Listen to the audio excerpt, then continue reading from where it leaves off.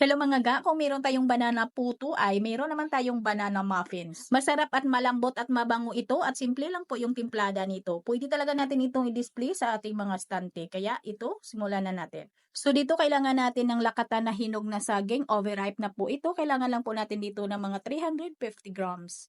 At durugin lang natin ito at pwede naman tayo ditong gumamit ng tinidor at wag lang masyadong durog na durog ha. Ito okay na po ito, sit aside lang muna natin. So gawa na po tayo ng ating mixture. Ito po yung ating mga ingredients. Asukal, 1 in 1/4 cup. Itlog, 2 piraso. XL yung gamit ko. Asin, 1 teaspoon. Iodized yung gamit ko. At vanilla, 1 teaspoon. Tubig, 1 cup. Mantika, half cup. At tunawin muna natin yung ating mga dry ingredients. At nang natunaw na po natin yung ating mga dry ingredients, ay ilagay na po natin dito yung 500 grams na all-purpose flour. Baking powder, 2 tablespoon.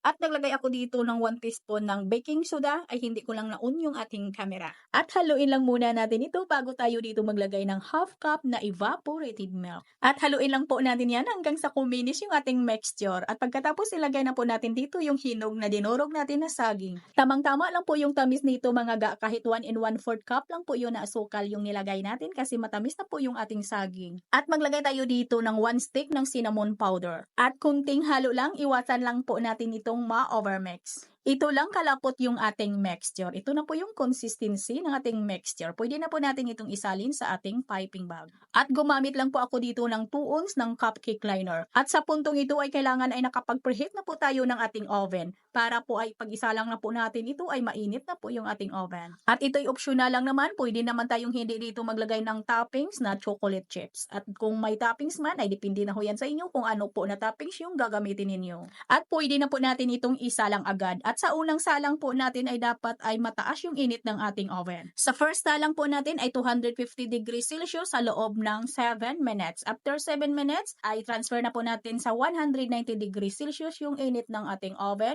sa loob naman ng 8 minutes. Hanggang sa ito'y maluto at mag-golden brown. Ay talagang subukan na ninyo ito mga ga, malambot ito lalo pag nagbahaw. Kung wala kang oven, pwede talaga nalutuin mo ito sa iyong steamer sa loob ng 15 minutos sa pinakamalakas na ng apoy ng iyong kalan. At hanggang dito lang yung ating video. Sana makatulong yung recipe na ito. Maraming salamat at bye-bye!